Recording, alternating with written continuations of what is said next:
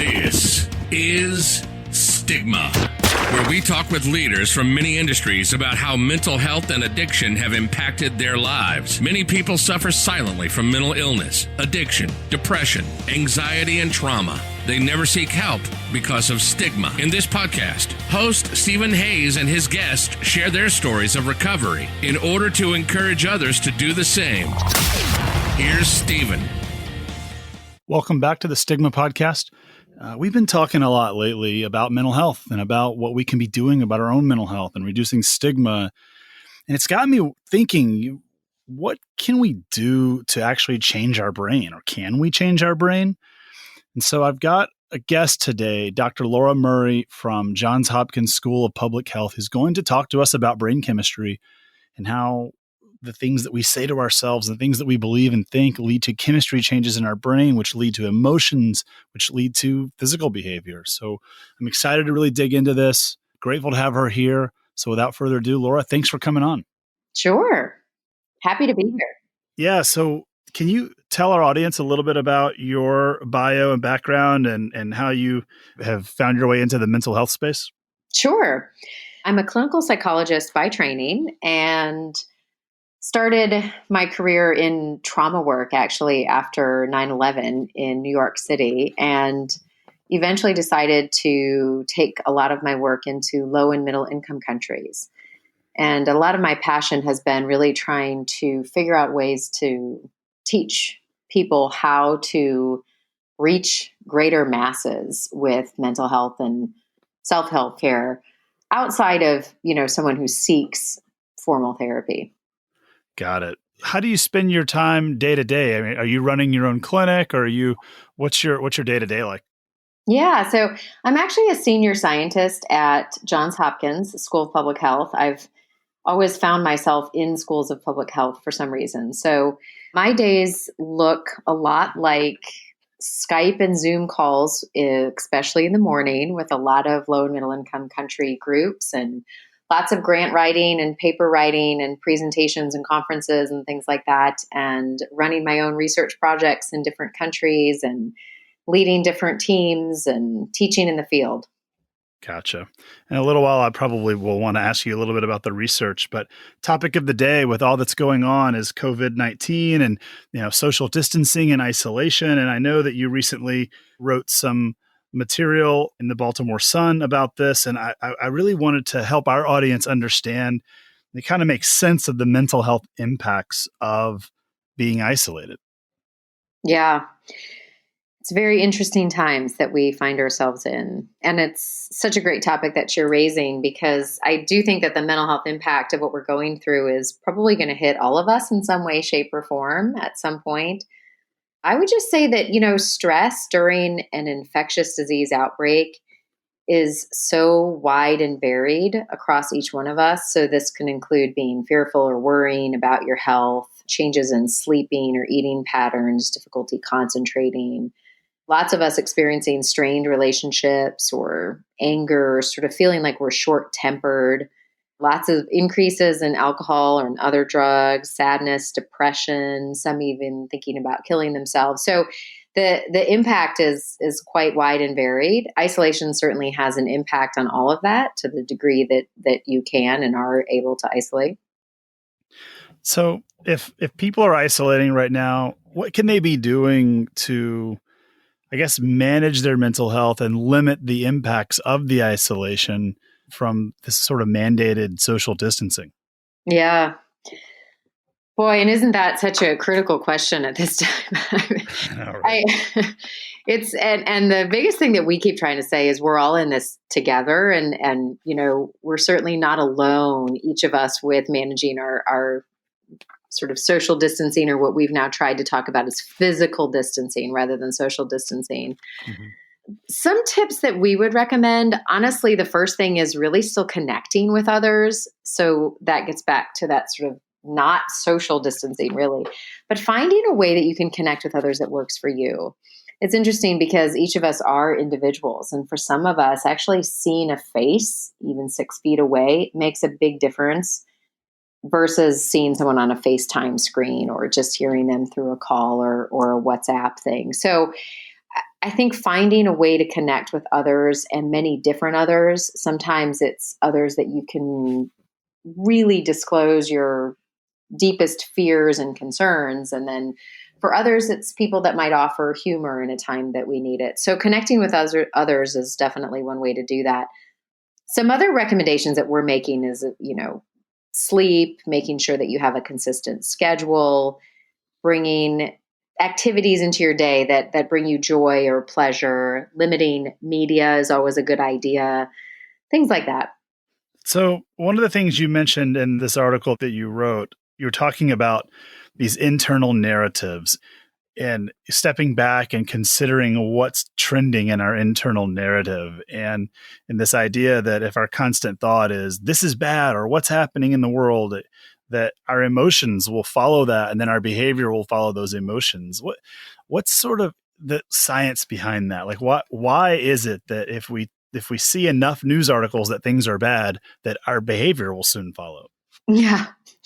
Well, Stephen, I love that you ask about this, because this idea of sort of retraining the brain and what follows is just one of the coolest skills that I've found in psychology. And I happen to use it just about every minute of every day with different things. And it's so powerful. But what you said is exactly right, that this is how we function as human beings, right? That our thoughts are so deeply connected with our emotions and then our behaviors, that they're very linked. So if I sit here and say to myself all day, tons of people are going to die, my family's going to get really sick, that is going to automatically trigger in my brain chemically in the amygdala. I mean, we see it in chemicals and structures in our brain, an emotional reaction that's quite intense.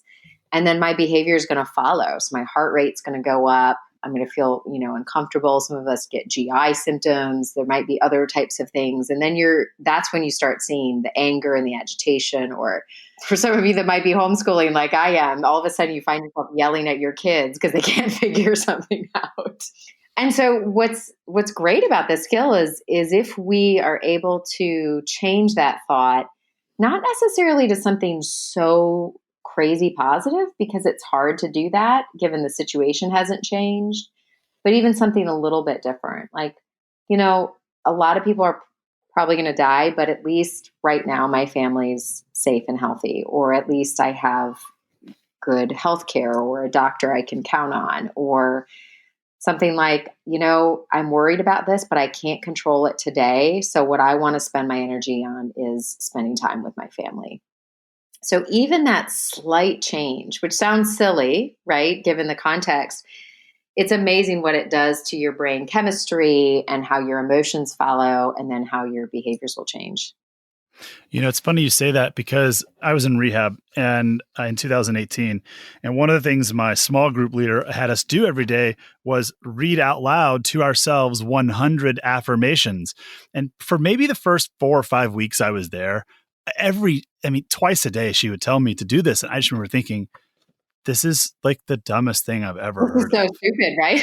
Yeah. And then I tried it, and I was just amazed at, how much better you feel. It sounds wacky, but it really does impact you to just change your vocabulary and change how you see the world and what you're saying, even if you don't believe it. Absolutely. And what's so cool, Stephen, is that, in our brain research, what it actually shows is if you think about your brain as sort of honing down pathways, creating different pathways that are more familiar, just like when we learn a language, those new pathways are driven into our brain. That's what's happening. And then your brain automatically goes that way. It's like a groove you've created, and it goes that way instead of to the negativity. So it sounds crazy though. I have to say, a lot of what we do in our field just sounds like silliness. And then you do it and you're like, wow, it seems so silly or simple, but it actually works. One of the things I saw in the op-ed was that, certain things, like even binge watching Netflix, can be healthy right now. And I know it's such a catchy thing to say. I guess that's the way to say it, because we talk a lot about how too much TV or a technology addiction, or all these like our tech and our social media and our media platforms can be addictive and they can be bad for us. But it sounds like in a time like this, they can be potentially healthy for us. Yeah, I think the bottom line is we have to do things that bring us pleasure or joy. And again, this Mm. is so individual for each of us, right? For some of us, for example, for myself, cooking brings me absolutely no joy. It's just not something I do with joy. And for other people, that is something they love and they love to do it. And so, really, it's about knowing yourself well enough to know what brings you joy. And I think for some people, for a lot of people, watching a show just really allows them to escape and brings joy. I think if you really want to get into the weeds about it, we do work with individuals then to say, do you need to know what you're watching? Are there certain shows you wouldn't watch right now because they're not going to Mm. help you? They're not going to bring you joy. So that's really the focus, is finding something that brings you joy or pleasure. And again, that affects the brain and your mood and your behaviors. It's funny when I turn on Netflix today or any day this week, you know how it shows what people are, it's what's trending, what people are watching, and Right? Contagion always comes up for me right Oh, now. And so I'm right. just kind of like, are people serious right now? Contagion and the Tiger Show. Yeah. Oh, I mean, I have watched that, and only because every time I open up my phone and open social media, if it's not politics or the market, it's Joe Exotic. So I mean, I Exactly. feel like I had to watch it. Exactly. Like I have to imagine that show might have had no eyeballs on it ever if we weren't in this time. I don't know. Right. Maybe If we weren't all sitting around watching, like, what can I see? it's like, well, it's like I guess today's version of Jerry Springer in a way. Right. So one thing I also thought about too, like today I got this email from the rehab center I went to, and the subject line just said, "We are open." And I am thinking that this time that we're in is going to produce a lot of not just mental health struggles, but addiction issues. There's going to be a need for additional mental health and addiction treatment resources now, but also once all this clears up, because I think that some people will probably cope with a lot of this with substances, and they For will need some sure. help getting away from that. Well, how do you feel about that? Yeah, I absolutely agree. I think you're right on. A lot of us deal with stress and anxiety with drugs, alcohol, chemicals, things like that. And that's really normal. And I think we are going to see an upswing in that. And I'm hoping that our substance use fields are thinking forward enough. I love that they sent you an email of "we're open," and that We're open. we can switch to telehealth and working with people.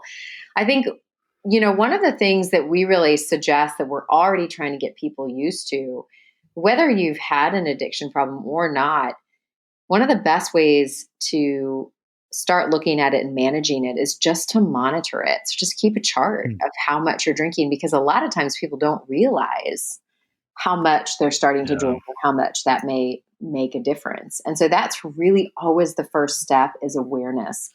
And so that's what we're trying to get people to do in these early stages, is just keep tracking and monitoring.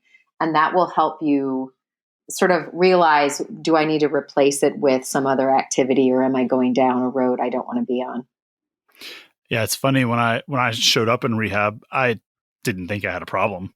Sure. So yeah, and I remember the first time I sat down with a group of people there, and I started saying, I mean, I don't really have a problem. I mean, I didn't drink before 9 a.m. or anything, and I didn't drink on Thursdays, and I mean, I really wasn't that bad. It wasn't every day, and you could see the looks on people's faces, like, dude, you really had a problem. Because I never measured it. All I measured Right. was the unmanageability in my life. And Right. when that got to a point where it threatened my life, that's when I finally got help. So I think it's an interesting piece of advice I wonder how you get people who aren't aware of a problem or wouldn't consider themselves to have a problem to start tracking that behavior. Yeah. Well, that's a great question, Stephen, too, because some people who, a lot of people aren't interested in changing it either. And I think that's one of the biggest things that we work on with alcohol and drugs is something we call motivational interviewing, which is not forcing or telling someone. It's really starting to get them to think about the effects. So as you just mentioned, people don't necessarily say, I drink too much alcohol and this is a problem that I want to stop. It's getting them to pay attention to all the other things in their life that maybe aren't going exactly as they want them, and linking it to certain behaviors, which could be alcohol. Now, a lot of times people drink alcohol because of another problem. And so there's also times where we revert back to say, okay, let's work on this other problem, which then limits the drinking. So lots of different ways to get at it. I think just in relation to your question about how do you get people tracking it, this is where I feel like, especially in this time of COVID-19, this is a great way to start reaching out. Reach out to people who may have a problem with drinking or drugs, stay connected with them, help them monitor, or ask them about it. And even your friends, I find myself even checking with our friends of, how much wine are we drinking at night, you guys? Because if this starts increasing and starts turning into every night, we may need to just find something else to do in the evenings. And I think that's just going to be a real struggle for all of us during this time. Yeah, I don't disagree. I mean, my grocery stores here in Dallas, where I live, they're not well stocked, but they're not out of too many things. But they are out of booze. Oh gosh! I think that people, yeah, the alcoholic in me notices that when I go to the store. Right. For sure.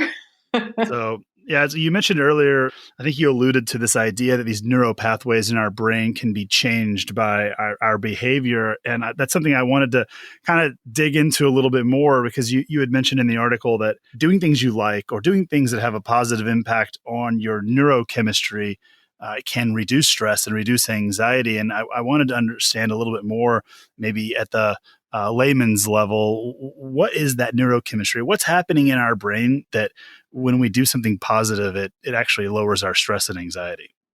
Yeah, it's such a great question, Stephen. So, what's fascinating about human beings is that we think computers are interesting and technology and whatever, and we're super excited about all the advancement. And yet we're walking around with brains that we don't even, the capacity of our brains is just amazing. It's amazing what they do. And it's something that is so exciting to look at. And so what we do, there's a lot we don't know, but what we do know is, for example, when you do something like exercise, right, your body releases chemicals, for example, dopamine or endorphins, and they literally make your brain chemistry change. And then your emotion that follows is more sort of, let's call it just happiness, right?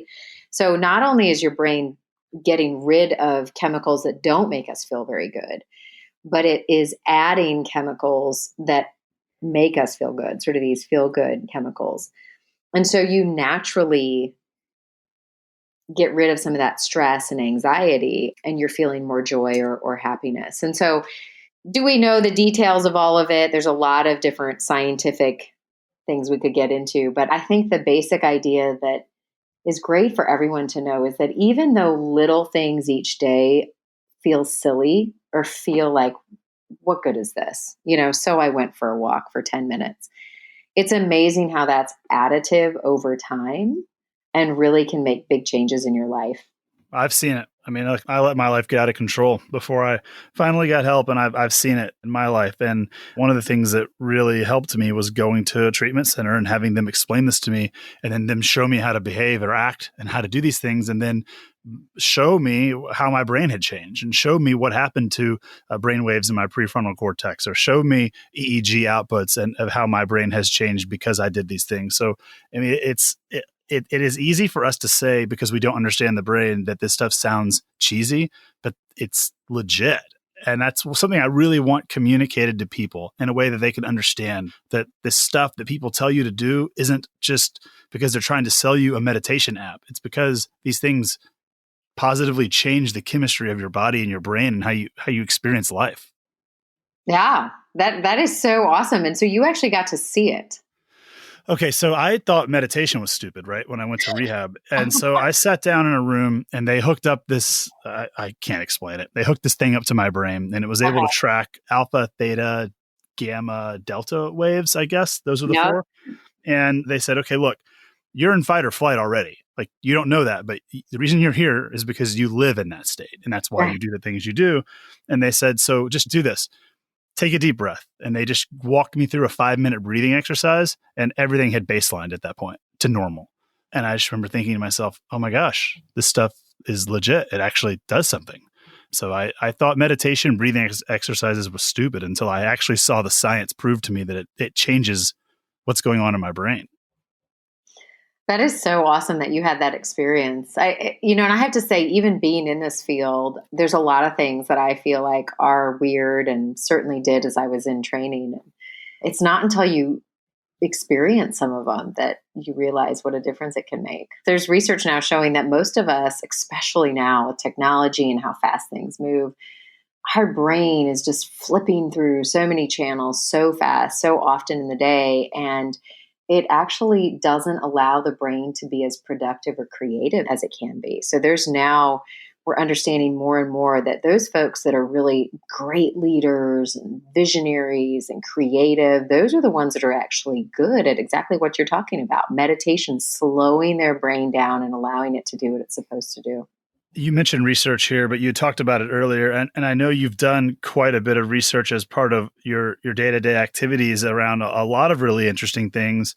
And I know that you've spent time overseas. I think you had recently returned from Zambia, where you were working on, as I read, it was like a strategy to build, I guess, leaders that scale treatments around dealing with the effects of violence and substance abuse. And I was just kind of curious if you could tell us a little bit about that work. Yeah, absolutely. Would love to.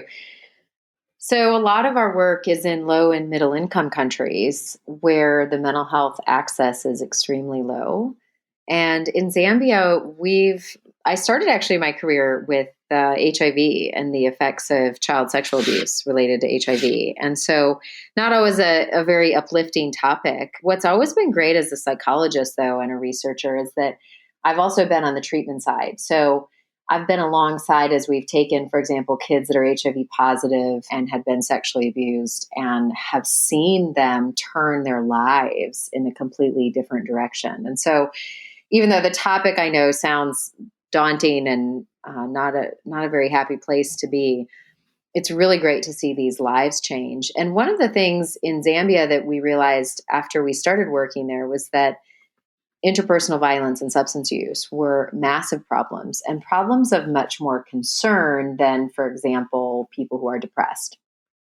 And we work in areas in Zambia that are very poverty stricken. And so we did a study of a treatment called the Common Elements Treatment Approach, which essentially is able to address a multitude of different problems. So rather than just treating violence or just treating substance use, we were able to treat many different mental health concerns and also work on relationships and things like that. And it was highly effective. And the challenge in the global space, I would also perhaps argue in the domestic space, is that the ability to access treatments is still quite limited. You have to have money, you have to be as part of a system. Now we're learning a lot about how to do this without actually being face to face. And so what we've turned to globally is to really learn how do we train lay providers. So these are people that maybe have a 4th or 5th grade education to do essentially what you would do with a licensed mental health professional here, and then train others to do that. So we're studying how to do that via live, via technology, and testing all sorts of different ways to see how effective and cost effective it is.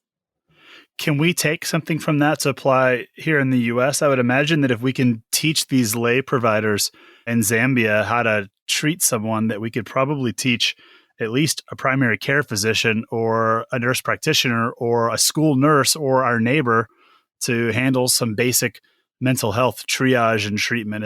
Can I extrapolate from what you're learning there to something we could do here?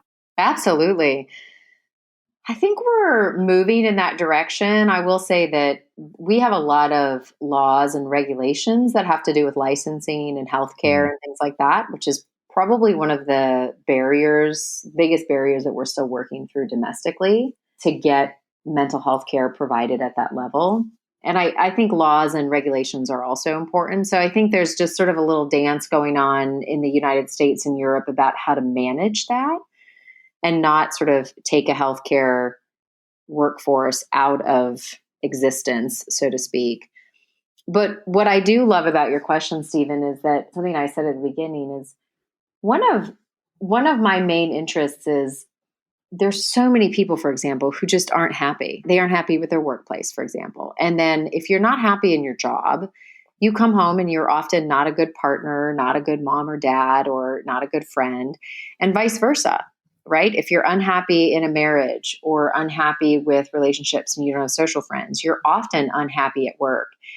And I find a lot of day-to-day folks like us don't necessarily need full-on mental health evidence-based treatment. What we need is some of these skills, some of these tools in our toolbox. And that's what I think might be a genius idea, is to really merge that out. So I do think there's a real place for highly trained psychiatrists and psychologists for more severe cases that might need full treatment protocols, as we would say. But I think there's so many folks that I look at and think, gosh, why take your life and not be happy? Yeah. Why settle? And it sounds like, Stephen, you did just that. You at some point recognized your life was maybe not going the way you wanted to, and you sort of reset it. Is that right?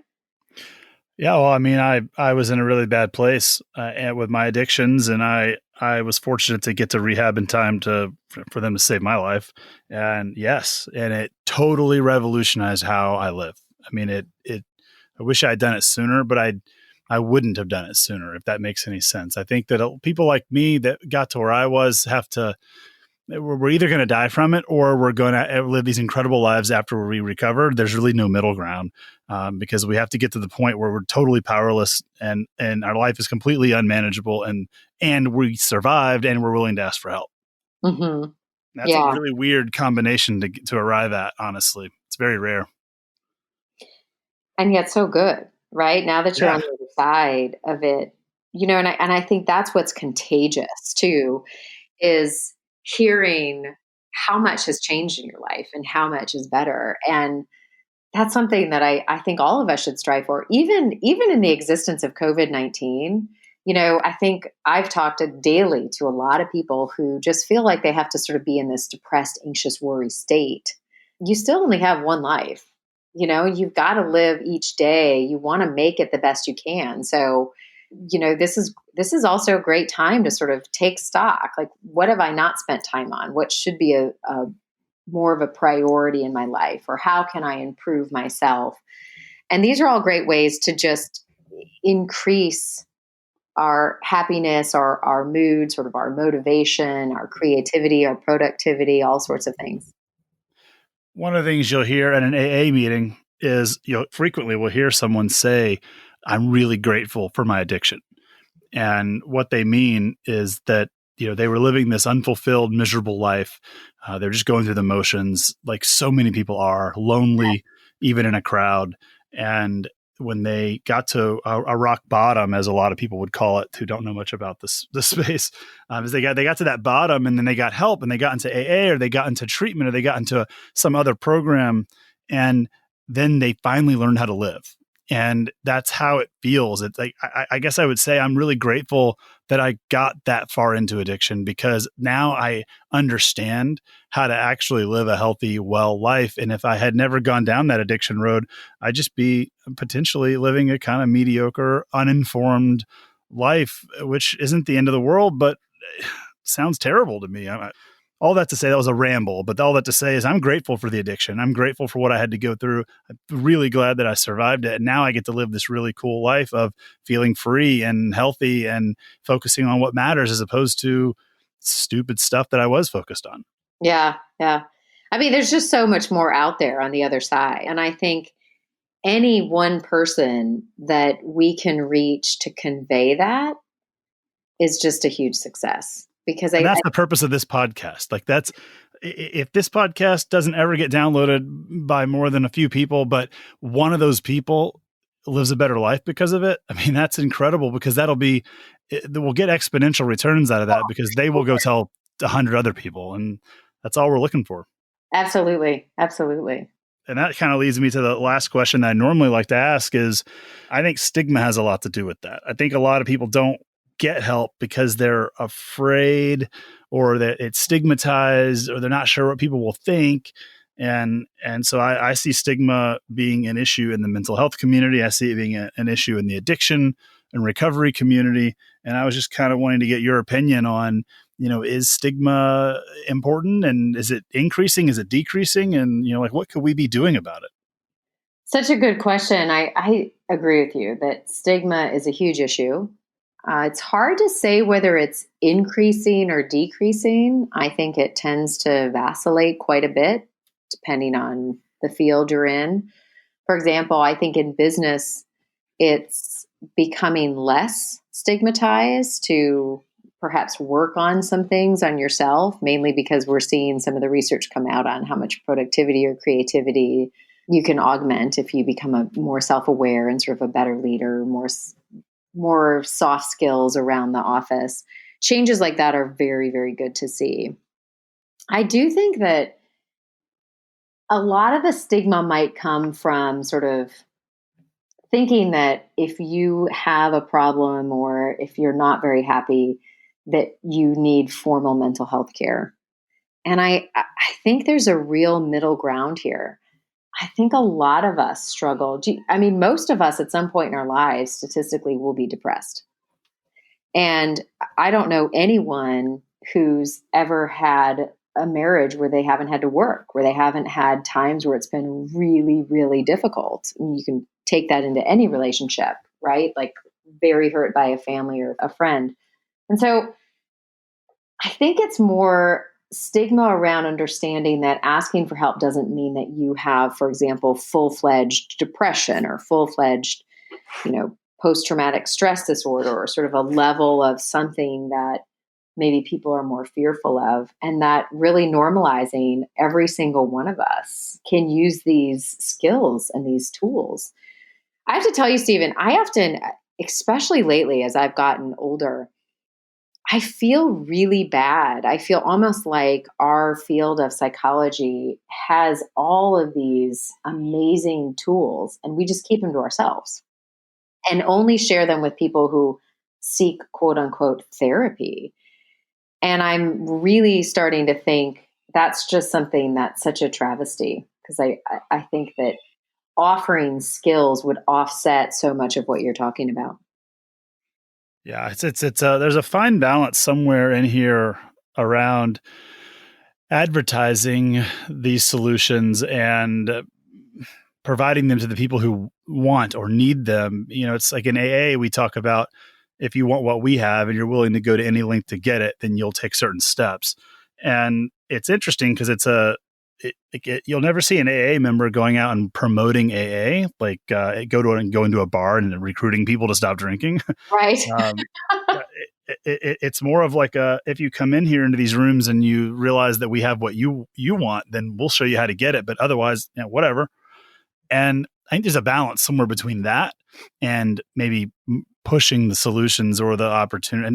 And I don't know how we do it. I hope this podcast is one of the solutions. I hope that telling our stories, talking about the science, talking about how to get better will encourage more people to do it. And that's my goal and that's my hope. And I think that's probably the most likely way to get the broadest impact and have the broadest impact on the population. Yes. And hopefully more podcasts like this so that people understand that it's just these are just normal things. We're all human beings and we're all going to struggle with different things at different points in our life. And yeah.